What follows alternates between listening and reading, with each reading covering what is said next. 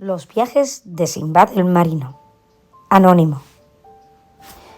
Parece que existe la idea bastante generalizada de que Las Mil y Una Noches son una colección de cuentos eróticos, lo que no es cierto en absoluto. Muy pocas escenas de amores subidos de tono se describen en ella. Y cuando lo hacen, suele pasar sobre ellas a toda prisa. El vicio o la pasión en el que más se recrean los autores o autoras es en el de la comida. Y es que debían pasar mucha hambre. Los amantes, cuando quedan para la noche de amor, primero se ponen bien las botas comiendo y bebiendo. Los demás trámites los habían deprisa. Después, otra vez a la mesa para por fin deleitarse con el placer de la música, cantando o tañendo el laúd. Maruf se puso de pie, se quitó los vestidos, se sentó en la cama, buscó la excitación y empezó a entusiasmarse. Colocó la mano en la rodilla de la muchacha y ésta se sentó en su regazo y le colocó los labios en la boca. Así llegó la hora en que el hombre olvida al padre y a la madre. Maruf la entrechocó, la abrazó con su pecho y le chupó los labios hasta que corrió la miel de su boca. Colocó la mano bajo la axila derecha y los miembros de los dos. Todos temblaron ansiando la unión. La acarició entre los senos, se desplazó entre sus muslos, se hizo ceñir con sus piernas, realizó las dos operaciones y chilló: «¡Oh, padre de dos velos!». Frotó la yesca, encendió la mecha y derribó la torre por sus cuatro costados. Así tuvo lugar el acontecimiento por el cual no se pregunta. La muchacha exhaló el alarido de rigor. Este fragmento lo podemos ver en Noche, en la página 993. Este debe ser uno de los momentos más verdes de entre las más de 3.000 páginas que tiene esta edición. Y es que los amores entre los protagonistas suelen ser más sentimentales que carnales.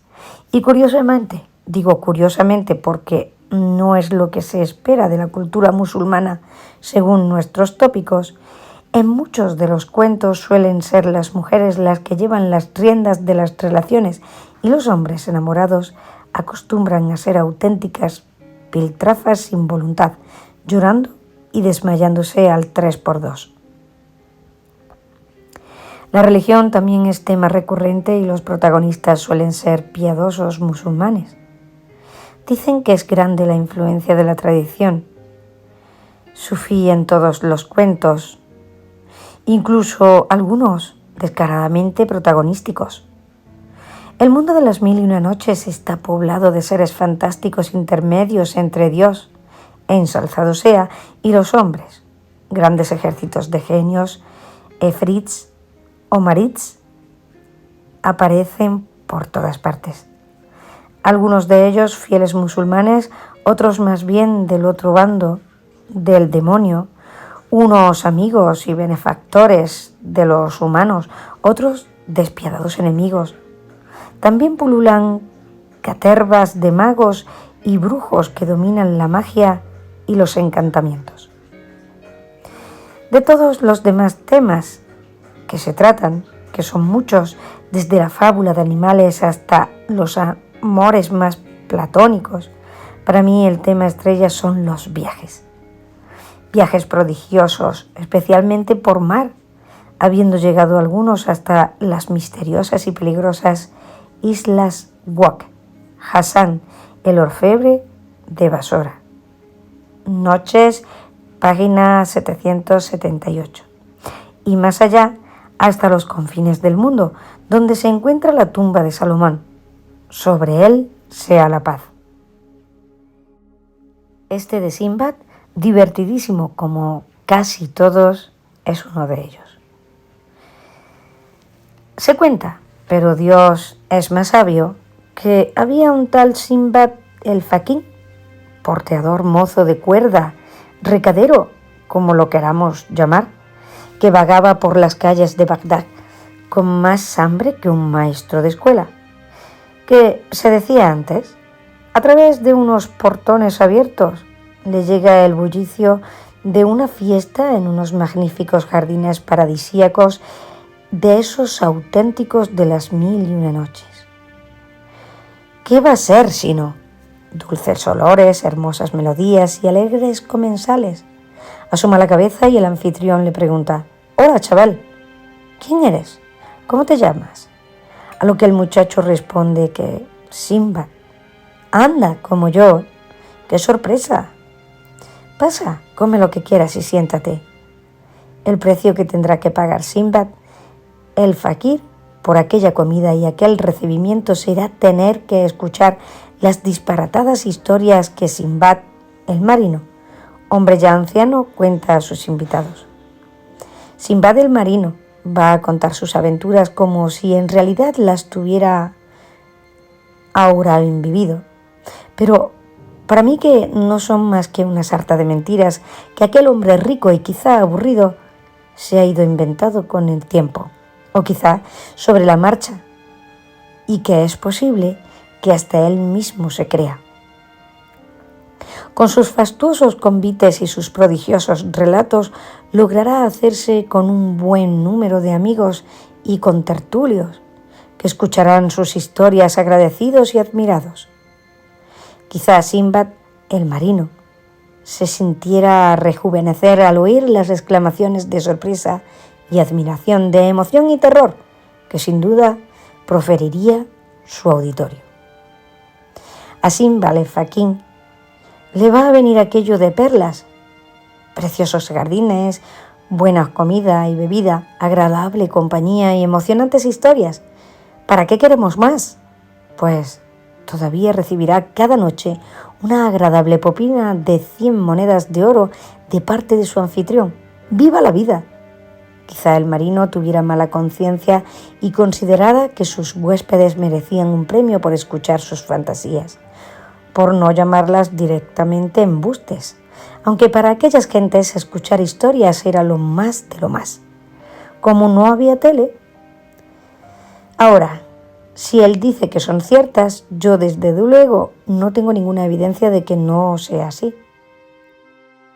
No se habla en la Biblia de gigantes, de murallas que caen abatidas con el sol, de trompetas, de diluvios universales, del sol que se detiene, de muertos que resucitan, de dragones siniestros, de mares y ríos que apartan sus aguas para que pase la gente, de mulas que hablan.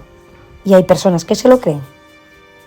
Pues quien se quiera creer estas está en su perfecto derecho.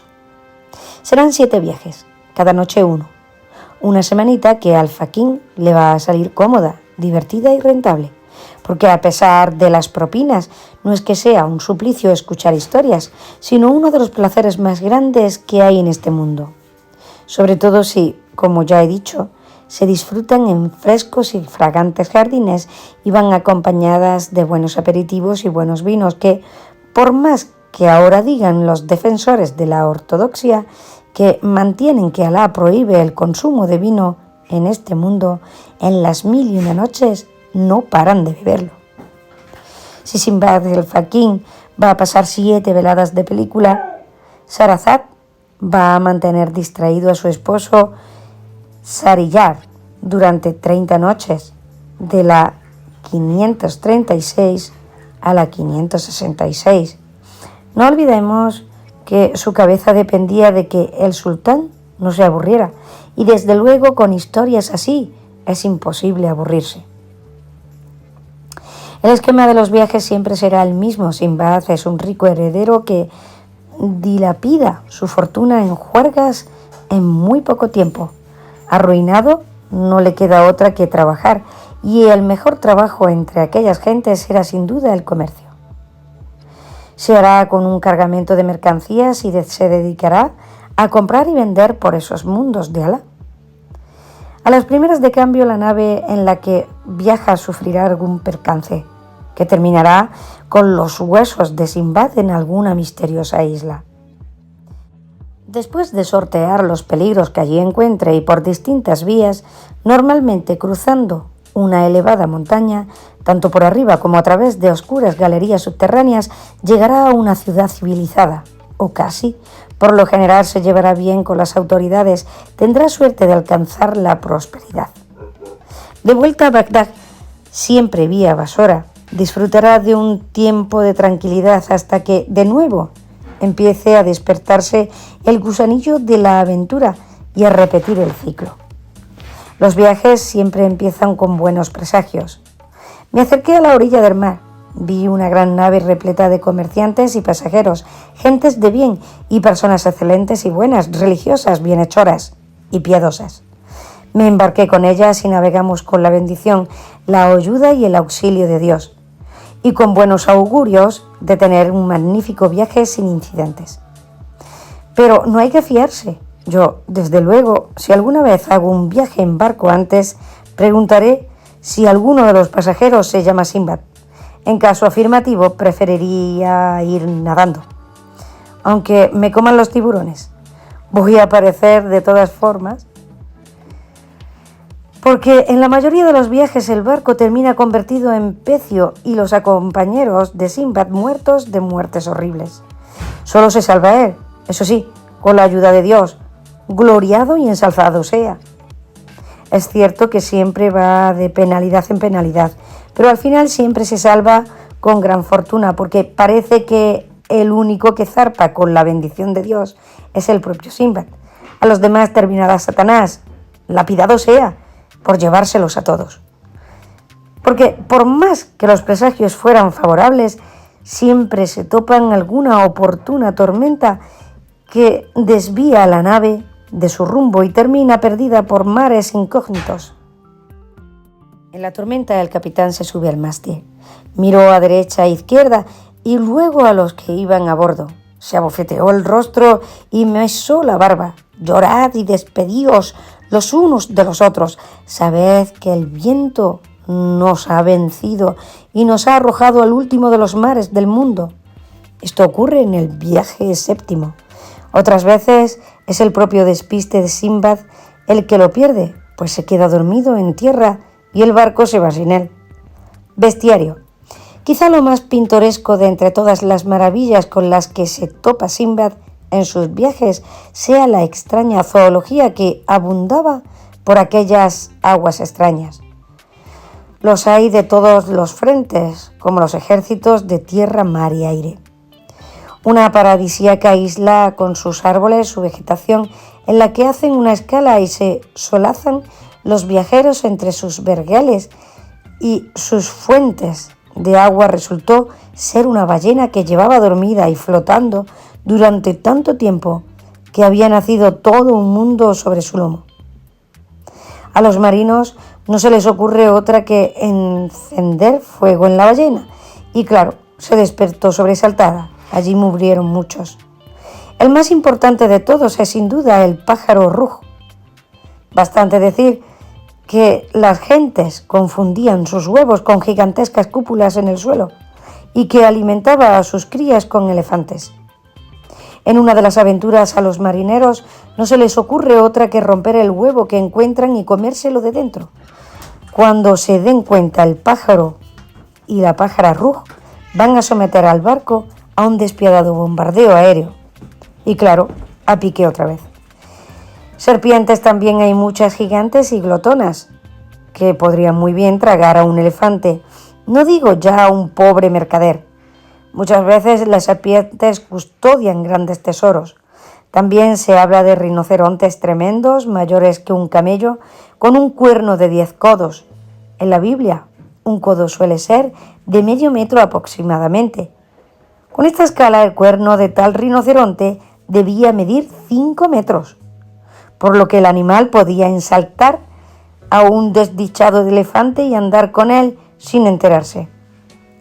Por cierto, que parece que los pobres elefantes son la medida de la glotonería de aquellos seres. Pero aún hay más. En la punta del cuerno llevaba tallada la figura de un hombre. Los monos son otros de los bichos que pululan a placer. Estos atacan en hordas y son muy peligrosos. peces gigantes que se pueden tragar un barco, aunque a este ya lo conocemos por otras historias, como la de Pinocho, en la que creo recordar que se llamaba Tragamares. Peces con forma de vaca, otros con forma de asno, pájaros que nacen en conchas y viven en el mar. Aparte de animales, Sinbad se habrá de enfrentar a todo tipo de seres extraños. Polifemo. Y vimos que desde lo más alto del castillo bajaba hacia nosotros un ser enorme, con figura humana, negro, de estatura tan elevada que parecía ser una palmera gigante. Sus ojos parecían carbones encendidos y sus colmillos eran semejantes a los del cerdo. Su desmesurada boca parecía la abertura de un pozo, los labios eran como los de un camello y le colgaban hasta el pecho, las orejas como dos tapetes, le caían por los hombros y sus uñas parecían las garras de las fieras. Un gigante devorador de hombres, una especie de Polifemo que se irá comiendo a los náufragos uno a uno. A Sinbad lo va dejando siempre de lado porque parece que estaba un poco delgaducho.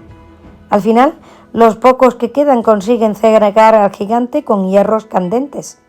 Eso sí, le quedarán las suficientes fuerzas para apedrear a los que huyen.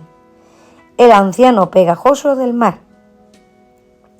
Otro siniestro personaje con el que se las tiene que ver es el anciano del mar, un entrañable viejecito que pide a Sinbad que por favor le ayude a cruzar un riachuelo subiéndoselo sobre los hombros. Una vez encima, el viejo aprieta las piernas al cuello de Sinbad y no lo suelta. Sinbad se había convertido en su esclavo y si no hacía lo que el viejo quería, le pegaba. Orinaba y defecaba encima de mis hombros y no se bajaba ni de día ni de noche. La forma en la que se va a liberar Sinbad de aquel terrible demonio fue también divertida.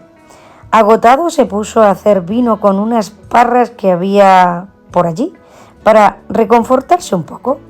El resultado final de todo aquello fue que el viejo se pilló una buena trompa, aflojó sus músculos y Sinbad pudo liberarse de él. Mientras dormía la mona, Sinbad coge una gran piedra y se la estampa en la cabeza. Muy fino no es que fuera. Los hombres alados. Otros extraños personajes eran los hombres pájaro. Una vez al mes, los hombres de aquella ciudad sufrían una peculiar metamorfosis. Cambiaban de color y les salían alas para volar. Intrigado, un día Sinbad se fue sobre uno de ellos para poder viajar hasta las nubes. Voló tan alto como Sancho Panza sobre Clavileño, que oí como los ángeles en lo alto de las esferas loaban a Dios. Todo emocionado, Sinbad grita: ¡Gloria a Dios! ¡Loado sea Dios! Y allí fue Troya. Al momento salió fuego del cielo y los hombres alados se enfrentaron tanto que arrojaron a Sinbad a tierra, que se salvó por los pelos. Y es que aquellas criaturas eran hermanos de los demonios y no podían pronunciar el nombre de Dios, ensalzado sea. Sinbad, el sinvergüenza. Para mí, sin duda, la aventura más curiosa de todas es la de los enterrados vivos. En el cuarto viaje, en la que el protagonista da muestras de una catadura bastante particular que nada tiene que ver con esa imagen de bondadoso entrañable que nos creíamos. A ver si la puedo resumir un poco y se me entiende, porque no tiene nada de desperdicio. Llegado a la ciudad que había en aquella isla, el rey, como gratitud por unos servicios prestados por Sinbad, le ofrece un matrimonio con una mujer, hermosa, salada, agradable, rica y guapa. Como para decir que no, aunque si Sinbad hubiera conocido las costumbres de aquel pueblo, quizá se hubiera negado. Y es que si moría uno de los cónyuges, el otro era enterrado vivo con él, para que no se separen en la vida ni en la muerte. Cuando se entera Sinbad, se lleva un susto de muerte y pregunta si harían con él lo mismo siendo extranjero. La respuesta no lo va a tranquilizar en absoluto. ¿Y qué voy a decir? La pobre esposa fallece. los cadáveres los entierran en una enorme gruta a través de un pozo que hay en la superficie. Allí bajaron a Sinbad con una cuerda después de haber bajado a su difunta esposa. No le sirvió de nada resistirse, y menudo lugar, digno de la Divina Comedia. Me dan escalofríos solo de pensarlo. Allí fue depositado Sinbad encima de aquel montón de cadáveres putrefactos. Eso sí, le daban algo de agua y de comida para que aguantara unos días.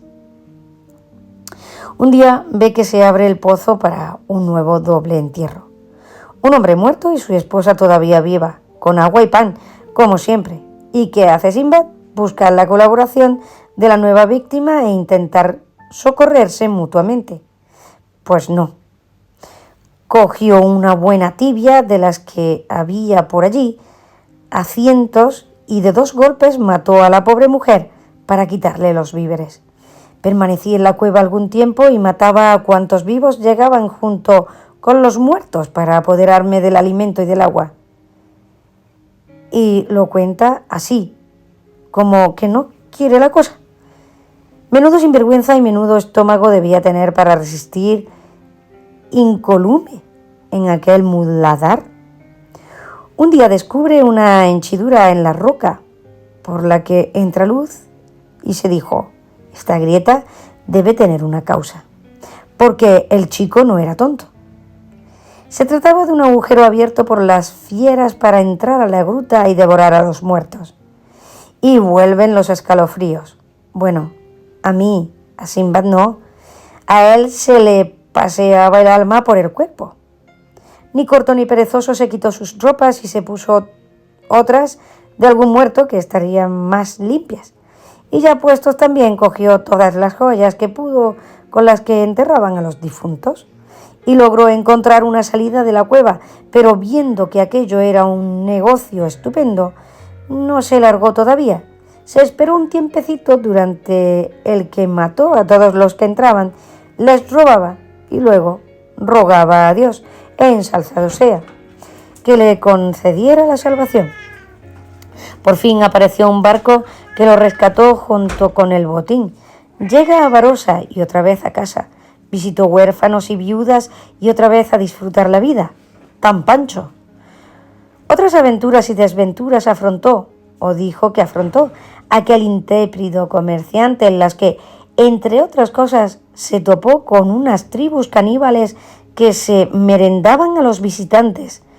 El rey asaditos, los demás crudos. Ya se sabe, las clases son así. Y llegó al último mar de la tierra, donde se encuentra la tumba de Salomón. Entre medias, Sinbad iba dando constantemente gracias a Dios por sus abundantes favores, que todo el que se aproximara a él terminara muerto, bien por la mano de Dios, ensalzado sea, bien por la suya propia. Parece que no le importaba mucho mientras él saliera beneficiado.